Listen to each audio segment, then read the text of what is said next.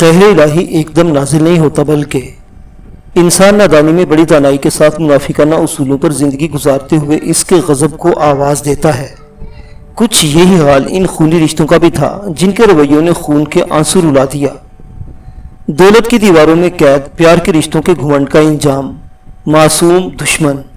چھوڑو میرے بچے کو، روبی نے تیزی سے آ کر شمائلہ کی گود میں بیٹھے ہوئے 2 سالہ کاشی کو اس سے جھپٹنا چاہا۔ شمائلہ نے ننھے کاشف کو چھین لینے کے ڈر کی وجہ سے مضبوطی سے بھینچ لیا۔ اب روبی کے لیے اس کی مضبوط گرپ سے اپنا بچہ چھوڑنا مشکل ہو گیا۔ وہ تھوڑی دیر زور آزمائی کرتی رہی۔ معصوم کاشی نے اس جبر اور کھینچا تانی سے گھبرا کر رونا شروع کر دیا۔ لخت جگر کو یوں روتا دیکھ کر روبی غصے سے پاگل ہو گئی اور ایک زناٹے دار تھپڑ شمائلہ کے سبھی رخسار پر جڑ دیا۔ پاگل کہیں کی، خود تو پاگل ہو، اب کیا میرے بچے کو بھی پاگل کرو گی؟ تھپڑ کھا کر شمائلہ عرف شمی کی بچے پر سے گرفت کمزور پڑ گئی۔ وہ اپنے گال کو سہلانے لگی اور اس کی خوبصورت غزالی آنکھوں سے آنسو بھل بھل بہنے لگے۔ روبی کاشی کو اٹھا بڑی صورت سے مڑی۔ وہ جلد از جلد اس کمرے سے باہر نکلنا چاہتی تھی، مگر جو ہی مڑی دروازے کے وسط میں کھڑے اویس کو دیکھ کر خوفزدہ ہو گئی۔ اویس آہستہ آہستہ چلتے اس کے پاس آ کر رک گیا۔ اس کی آنکھیں قہر برسا رہی تھی۔ میری بات سنو اویس، وہ منمنائی۔ تمہاری بات تو تب سنتا اگر اپنی آنکھوں سے یہ سب نہ دیکھتا۔ غصے سے اس کی آواز ڈر رہی تھی۔ روبی نے اپنی صفائی میں مزید کچھ کہنے کے لیے منہ کھولنا چاہا، مگر اس سے پہلے ہی اویس کا الٹا ہاتھ اس کے سیدھے گال پر پڑا۔ اس کی آنکھوں کے سامنے تارے سے ناچنے لگے۔ ذلت اور توہین کے احساس سے اس کا دماغ سلگ اٹھا۔ وہ کاشی کو اٹھائے تقریباً دوڑتی ہوئی کمرے سے باہر نکل گئی۔ اس کے جانے کے بعد اویس شمائلہ کی طرف متوجہ ہوا۔ چپ ہو جاؤ میری پیاری گڑیا۔ اس نے پاس بیٹھ کر شمی کو اپنے ساتھ لگا لیا اور اس کے آنسو پوچھنے لگا، بھائی بھابھی بہت گندی ہے، کاشی کو اٹھانے نہیں دیتی، جب بھی اٹھاؤں چھین لیتی ہے۔ شمائلہ نے دلگیر لہجے میں روبی کی شکایت لگائی تو اویس کا دل بھر آیا۔ مت رو چندہ، میں ہوں نا، جب رات کو گھر واپس آیا کروں گا تو دونوں مل کر کاشی کے ساتھ کھیلا کریں گے، اوکے؟ شمائلہ نے معصومیت سے سر اسبات میں ہلایا تو اویس نے اس کی پیشانی پر پیار کر لیا۔ شمی بیٹا تم ادھر بیٹھو، میں تمہارے لیے کھانا لے کر آتا ہوں، دونوں مل کر کھانا کھائیں گے۔ وہ کمرے سے باہر نکلا تو اس کا رخ کچن کی طرف تھا۔ یہ اویس احمد ذاکر تھا، ایک قابل اور خوش مزاج انسان، منسکر المزاج، ایسا کہ جس سے ایک بار ملتا وہ اس کی خوش اخلاقی اور عاجزانہ طبیعت کا گرویدہ ہو جاتا۔ 22 سال کا تھا جب ماں باپ 15 سال کی شمائلہ کو اس کے حوالے کر کے دوسرے شہر کسی رشتہ دار کی شادی میں شرکت کرنے کے لیے گئے تو واپس لاشوں کی صورت گھر آئے۔ حادثہ اس قدر شدید تھا کہ لاشیں بھی مسخ ہو چکی تھی۔ یہ سانحہ اویس کے لیے کسی قیامت سے کم نہ تھا۔ اس وقت وہ تعلیم کے آخری مدارج طے کر رہا تھا، یعنی اس کا MBA کا آخری سال چل رہا تھا۔ اس نے کمال ضبط کا مظاہرہ کرتے ہوئے نہ صرف خود کو سنبھالا بلکہ اپنی معصوم بہن کے سر پر بھی شفقت اور محبت کی چھتر چھایا کی۔ شمائلہ دیکھنے میں بالکل صحت مند اور نارمل دکھائی دیتی تھی، مگر وہ ذہنی طور پر اب نارمل تھی۔ اس کا ذہن 5 سال کے بچے کے مانند تھا، جبکہ جسم اپنی عمر کے مطابق بڑھتا رہا۔ بلکہ شمائلہ اپنی عمر سے بھی بڑی دکھائی دیتی تھی اور حسن بھی خدا نے خوب فراخ دلی سے عطا کیا تھا۔ سرخ و سفید رنگت کے ساتھ دلکش نکوش اور سروقت اٹھان کے ساتھ دیکھنے والوں کو مبہوت کر دیتی، مگر جب بولنے کے لیے منہ کھولتی تو ساری دلکشی پسے پوچھ چلی جاتی، کیونکہ وہ ایک 5 سال کے بچے کی طرح معصوم اور بھولی بھالی باتیں کرتی۔ اویس اسے شروع سے بہت چاہتا تھا۔ ماں باپ کی آنکھوں کا تو وہ تارا تھی۔ ماں ہر وقت نت نئی ڈشیں تیار کر کے لاڈلی بیٹی کو کھلاتی تو باپ ہر روز مہنگے سے مہنگا کھلونا اپنی لاڈلی کو کھیلنے کے لیے لاتا۔ ماں باپ کی ناگہانی موت سے شمائلہ سہم کر رہ گئی، ہر وقت خاموش بیٹھی سوچوں میں کھوئی رہتی۔ ان کڑے حالات کا اویس نے جوان مردی سے مقابلہ کیا، بہن کی دلجوئی کے ساتھ ساتھ اپنی تعلیم مکمل کی اور اسے ایک ملٹی نیشنل کمپنی میں پرکشش تنخواہ کے ساتھ بہت اچھی جاب مل گئی۔ اب اویس صبح کا گیا شام کو گھر آتا، سارے دن شمائلہ کی فکر ستاتی رہتی۔ گو کہ گھر میں برسوں پرانی خاندانی ملازمہ کوثر اس کی دیکھ بھال کے لیے موجود رہتی تھی، مگر شمائلہ کے معاملے میں وہ بہت حساس تھا، اسے کسی کے حوالے کر کے خود بے فکر نہیں رہ سکتا تھا۔ اپنی شادی بھی صرف وقت و حالات کی اہم ضرورت لگنے لگی۔ اپنی خالہ سے بات کی تو خالہ کی نظر انتخاب روبی پر جا ٹھہری۔ روبی دور کے رشتہ داروں کی اعلیٰ تعلیم یافتہ اور خوش شکل لڑکی تھی۔ اویس نے تصویر دیکھی اور روبی سے پسند آ گئی، اور اس طرح روبی اس کی زندگی میں ایک خوشگوار اضافہ ثابت ہوئی۔ گھر کے افراد 2 سے 3 ہو گئے۔ اویس کو تو ویسے روبی سے کوئی شکایت نہیں تھی، وہ ایک محبت کرنے والی اور خیال رکھنے والی بیوی ثابت ہوئی تھی۔ ایک ہی خرابی تھی اس میں کہ وہ شمائلہ سے چڑتی تھی۔ شمائلہ کو دل ہی دل میں اپنا حریف ماننے لگی تھی، ایسا حریف جس نے اس کے شوہر کی محبت کا بڑا حصہ ہتھیا لیا تھا۔ اویس کی اپنی بہن کے لیے اس قدر وارفتگی اسے ایک آنکھ نہ بھاتی تھی، مگر اس ناگواری کا اظہار بھی اس کی ازدواجی زندگی کی خوشیوں کو نگل سکتا تھا، اس لیے اویس کے سامنے ہمیشہ محتاط رہتی تھی اور شمائلہ کے ساتھ اپنا رویہ بھی نارمل رکھتی تھی۔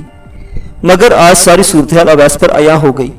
اسے اس بات کا اندازہ بخوبی ہو گیا کہ اس کی غیر موجودگی میں روبی کا رویہ شمائلہ کے ساتھ کیسا ہوتا ہوگا۔ اسے روبی کے اس رویے نے بہت دل برداشتہ کیا تھا۔ اس نے آج تک روبی پر ہاتھ نہ اٹھایا تھا، مگر روبی کا شمائلہ پر ہاتھ اٹھانا وہ برداشت نہ کر سکا اور روبی کو تھپڑ دے مارا۔ وہ اپنے بیڈ روم میں داخل ہوا تو روبی بیڈ پر بیٹھی رو رہی تھی۔ کاشی پاس ہی سویا ہوا تھا۔ زیرو پاور کے بلب کی نیلگو روشنی میں روبی کا لرزتا ہوا وجود اس بات کی غمازی کر رہا تھا کہ وہ باقاعدہ ہچکیوں سے رو رہی ہے۔ اویس کا دل کٹنے لگا۔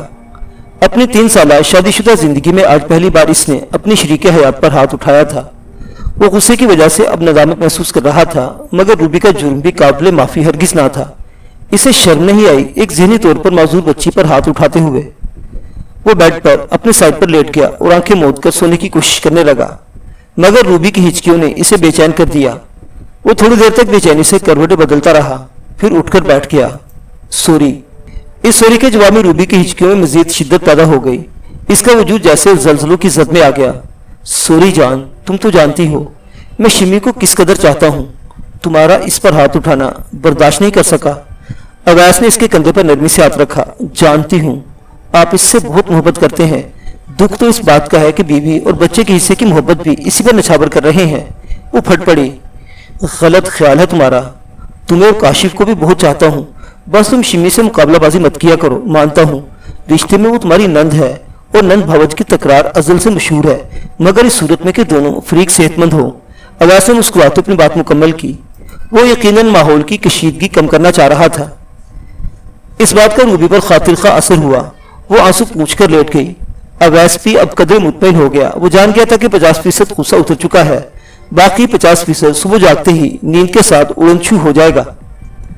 اویس کا اندازہ بالکل درست ثابت ہوا۔ اگلی صبح ناشتے کی ٹیبل پر روبی کا رویہ بالکل نارمل تھا۔ آج اس نے آلو کے پراٹھے بنائے تھے۔ اویس نے گہری سکون بھری سانس لی جب اس نے شمائلہ کی پلیٹ میں بھی آلو کا پراٹھا رکھتے ہوئے اسے پیار بھرے اصرار سے کھلانے کی کوشش کی۔ شمائلہ بھی بھابھی کا وقتی پیار دیکھ کر ساری پچھلی رنجشیں بھلا کر پوری رغبت سے آلو کے پراٹھے سے لطف اندوز ہونے لگی۔ اویس کا ذہن ایک دم ہلکا پھلکا ہو گیا۔ اس نے ناشتہ کیا اور دفتر جانے کے لیے کھڑا ہو گیا۔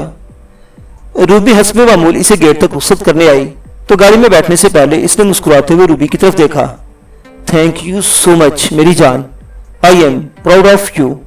روبی نے بھی مسکراتے اپنا سر اسبات میں ہلا دیا۔ اویس کو رخصت کر کے وہ اندر آئی تو دیکھا کہ شمائلہ کاشی کو اٹھائے اسے آلو والا پراٹھا کھلانے کی کوشش کر رہی ہے۔ روبی نے تیزی سے آگے بڑھ کر کاشی کو اس سے چھینا۔ کیا کر رہی ہو؟ تمہیں اتنی عقل نہیں کہ اتنے چھوٹے بچے کو مرچ مسالے والی چیز نہیں کھلاتے؟ وہ قہرناک نظروں سے شمائلہ کو گھور رہی تھی۔ مگر یہ مجھ سے مانگ رہا تھا بھابھی، شمائلہ نے سہمی ہوئی سی آواز میں جواب دیا۔ اس کی خوبصورت آنکھوں میں نمکین پانی جھل ملا رہا تھا۔ پاگل کہیں کی زندگی اجیرن بنا دی ہے کم بخت نے۔ وہ بڑبڑاتے ہوئے کاشی کو اٹھائے اپنے کمرے میں چلی گئی تو وہ ہونک چہرہ لیے وہی صوفے پر بیٹھ گئی۔ کوثر جو کچن میں کھڑی سارا ماجرا دیکھ کر کوڑ رہی تھی، روبی کے جاتے ہی شمائلہ کے پاس آئی۔ اے شمی بی بی، اس نے پیار سے پکارا۔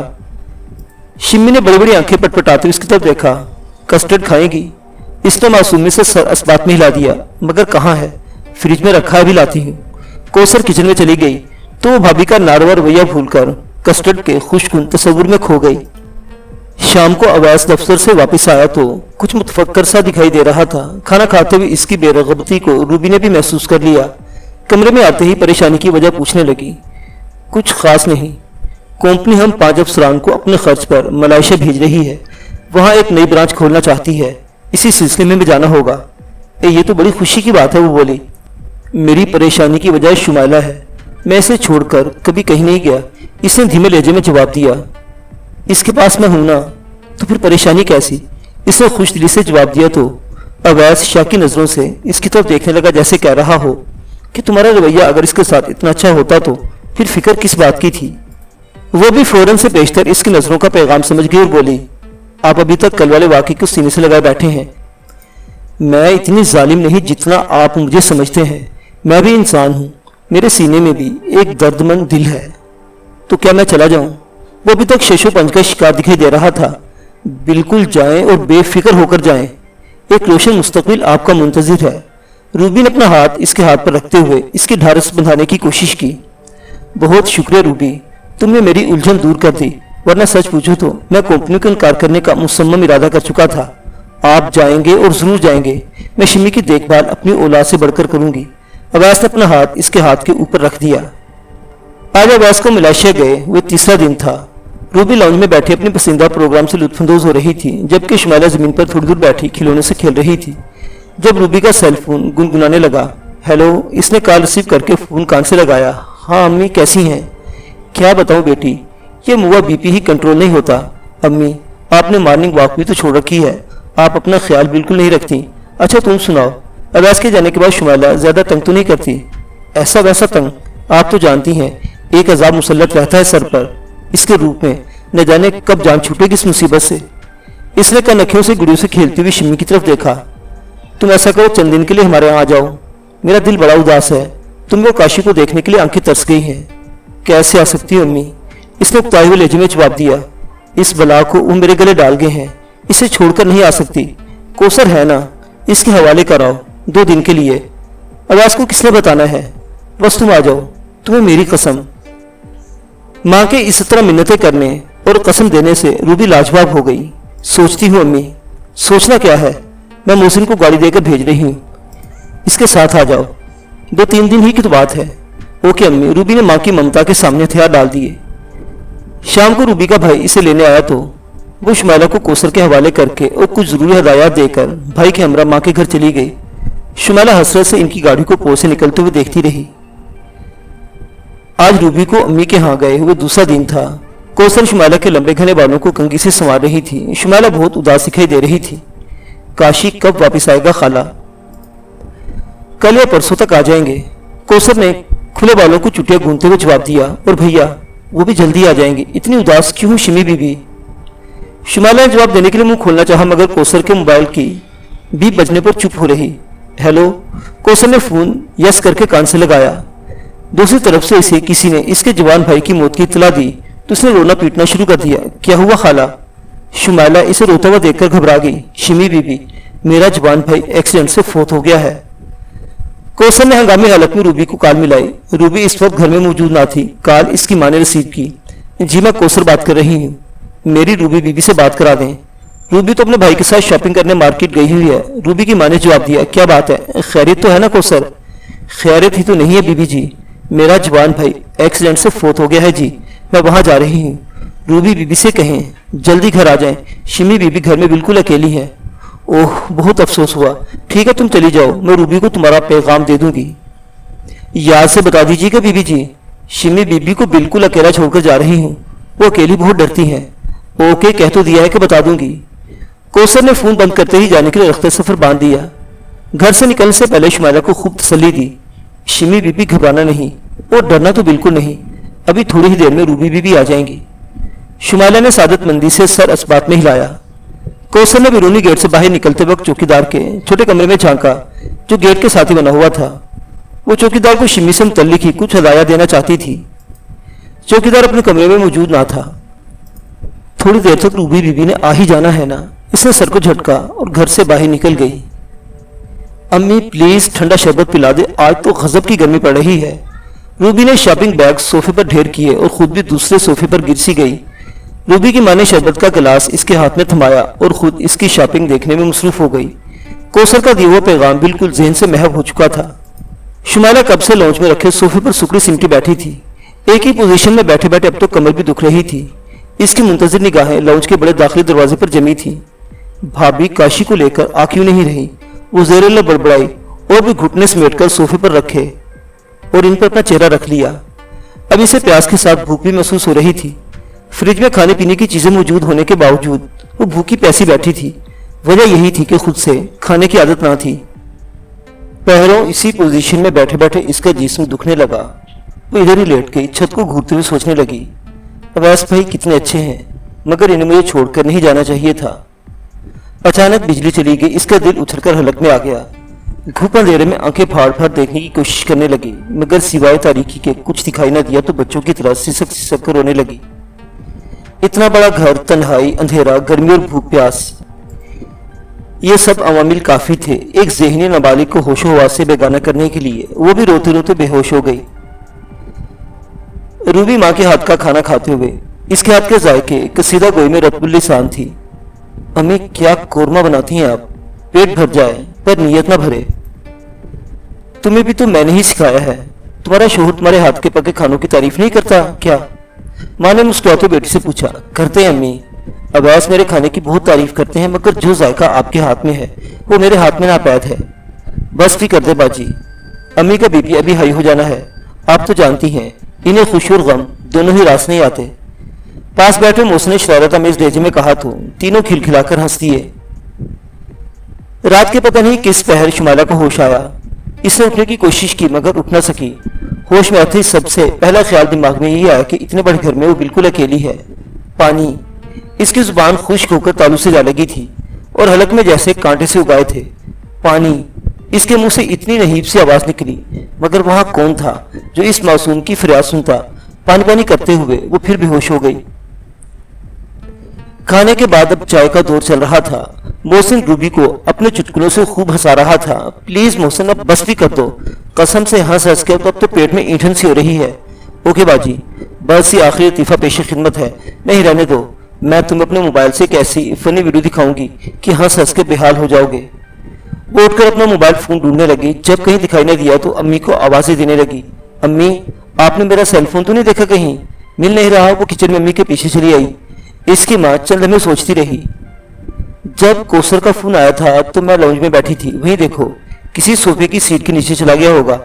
वो बेपरवाही से जवाब देकर फिर से अपने काम में मशगूल हो गई, मगर कौसर का नाम सुनकर रूबी चौंक सी गई।